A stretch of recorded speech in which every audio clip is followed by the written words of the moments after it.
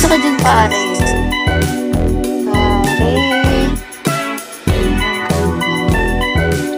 May gusto ko ng one.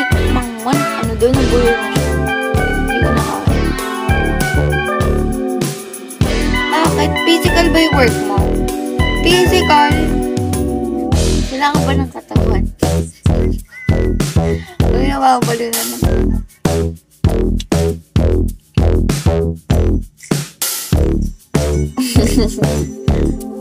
Ano nga, be? Parang, bakit?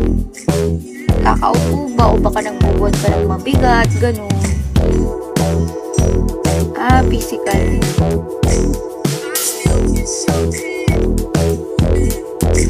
Hindi ka uwi dito sa Pinas? Pero kung ako din uwi. Pero siguro ako, kunyari nasa, na ako, ibang bansa ako. Pag kunyari, may pera na ako, pwede na ako mag-travel. Pupunta muna ako sa Pinas. Punta ako sa Boracay, gano'n. Di pa ako nakapunta dun eh. Sa Boracay, sa Palawan, lahat sa Bantayan Island, lahat, babe. Batanes, lahat talaga. Isang week talaga. Iba-iba, pupuntahan ko. Kailan yung huling uwi mo dun? Ayun yun.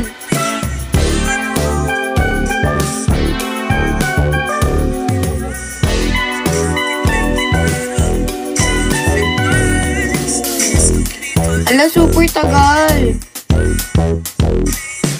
2020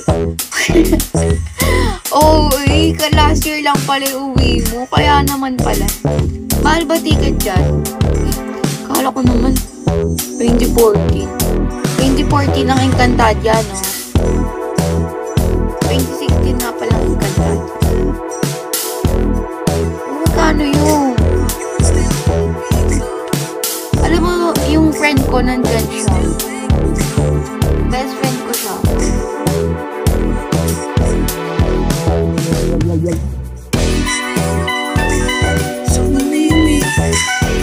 $75,000. Ang mahal naman ito.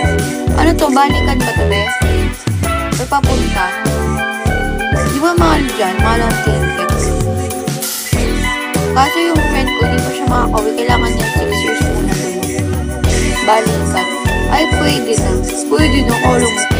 Tapos kagawin. Wala, nagpaplano siya, kala mo nasa ibang bansa.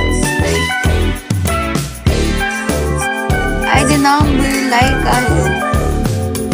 Paano kapag ano ka naman dito, like, gala-gala ka lang sa Pinas ko. Asan ba family mo?